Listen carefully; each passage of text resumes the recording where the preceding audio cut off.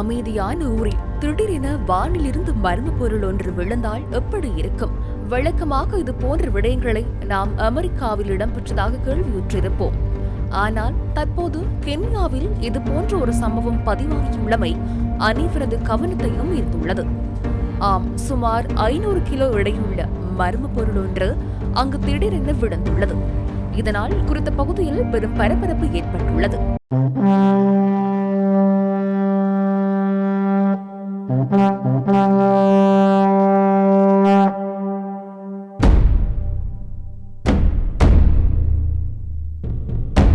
கடந்த பல ஆண்டுகளாகவே வேற்றுக்கிரகவாசிகள் வானில் சுற்றும் மர்ம பொருட்கள் குறித்து தொடர்ச்சியாக பல்வேறு சர்ச்சைகள் எழுந்த வண்ணம் உள்ளன.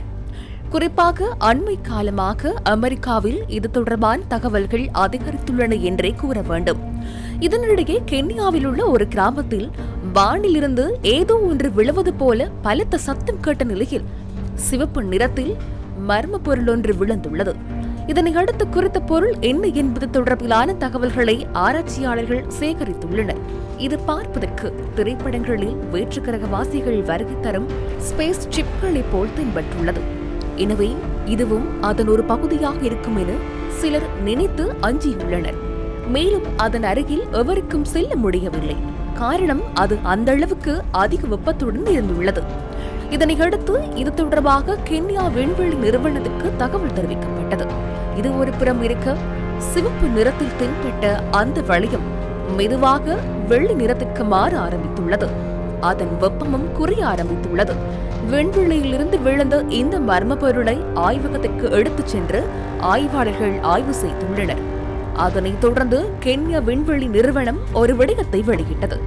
சுமார் 8 அடி அகலம் கொண்ட இந்த வளையம் சுமார் 500 கிலோ எடை கொண்டதாகும் என ஆய்வாளர்கள் தெரிவித்தனர்.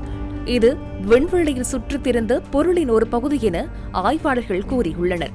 விண்கலத்திலிருந்து ஏவுகணையை பிரிக்கும் பகுதியில் இது போன்ற வளையம் காணப்படும் என கூறப்படுகின்றது. அது வானிலிருந்து அதீத வேகத்தில் கீழே விழுந்தமையினாலேயே சிவப்பு நிறத்தில் காணப்பட்டுள்ளது. அதன் வெப்பம் குறைவடைந்து அது வழக்கமான நிறத்திற்கு திரும்பியதாகவும் தெரிவிக்கப்பட்டுள்ளது. மறுபுறம் இதுபோல் இடம்பெறுவது இது முதல் முறை அல்லவெனவும் ஆய்வாளர்கள் கூறுகின்றனர்.